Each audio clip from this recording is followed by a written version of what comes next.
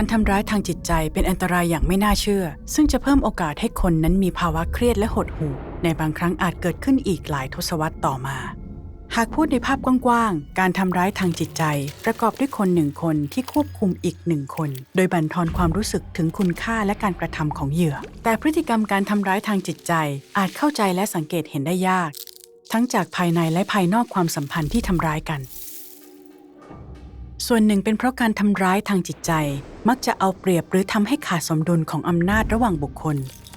โดยเฉพาะในความสัมพันธ์ที่ควรมีความปลอดภัยการดูแลกันและความเชื่อใจกันเหมือนกับความสัมพันธ์ระหว่างพี่เลี้ยงและเด็กแพทย์หรือพยาบาลและคนไข้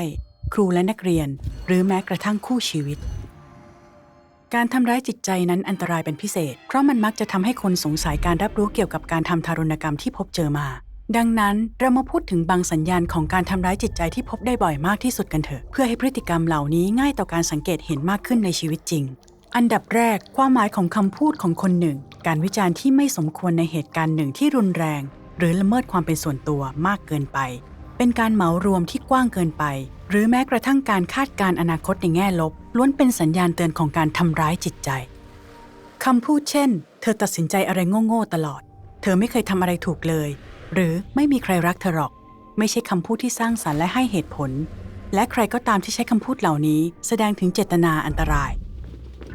อันดับที่ 2 น้ำเสียงและภาษากายการตวาดเมินเฉยและเหยียดหยามผ่านภาษากายเป็นช่องทางสื่อสารที่จะทำให้อีกฝ่ายรู้สึกแย่ลงพฤติกรรมไม่พอใจเช่นการกรอกตาการจ้องหรือการเลี่ยงการสบตารวมถึงการไม่พูดหรือแสดงออกว่ารับรู้ถึงการมีอยู่ของคู่สนทนาบางครั้งเรียกว่าการปฏิบัติตนที่นิ่งเงียบเป็นลักษณะเฉพาะในแบบแผนของการทำร้ายจิตใจ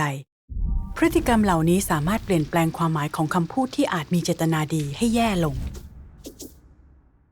อันดับที่ 3 วิธีการตอบโต้เมื่อทราบว่าได้พูดหรือทำอะไรที่สร้างความเจ็บปวดช่วยให้เราเข้าใจอย่างถ่องแท้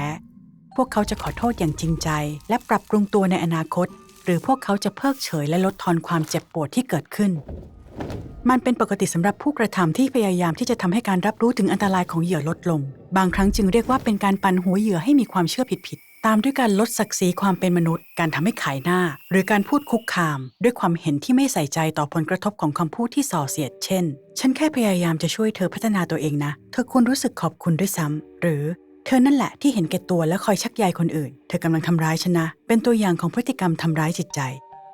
สุดท้ายเมื่อมีคนทำพฤติกรรมแบบนี้กับคุณให้จำไว้ว่านี่เป็นส่วนหนึ่งของพฤติกรรมทำร้ายจิตใจหรือไม่การเรียกชื่อหรือหมิ่นประมาทเพียงครั้งเดียวอาจไม่ใช่การทำร้ายจิตใจในขณะที่พฤติกรรมซ้ำๆอาจส่งผลกระทบที่รุนแรงขึ้นมาก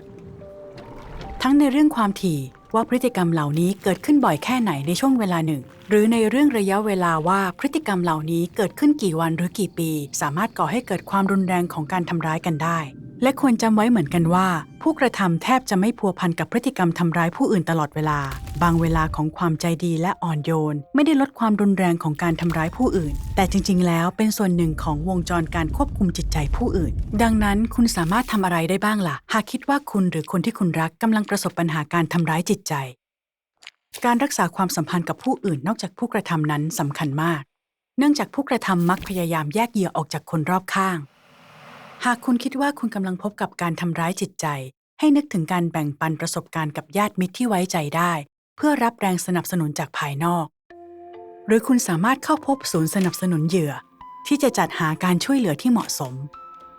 และหากคุณคิดว่าคนที่คุณรู้จักกำลังถูกทำร้ายจิตใจลองเข้าไปคุยกับพวกเขานะทำให้พวกเขารู้ว่าคุณใส่ใจและคุณพร้อมรับฟังเมื่อพวกเขาต้องการเล่าเรื่องที่เกิดขึ้นในขณะที่ผู้กระทำอาจชักจูงว่าพวกเขาสมควรที่จะถูกทำร้ายไม่มีใครควรถูกทำร้ายหรอกทุกๆคนควรได้รับความเมตตาและเคารพซึ่งกันและกัน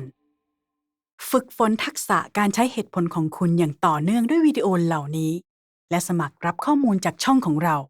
คุณจะไม่มีทางรู้ได้เลยว่าเมื่อใดที่ต้องมีเครื่องมือเพื่อไขปริศนาทางจริยธรรม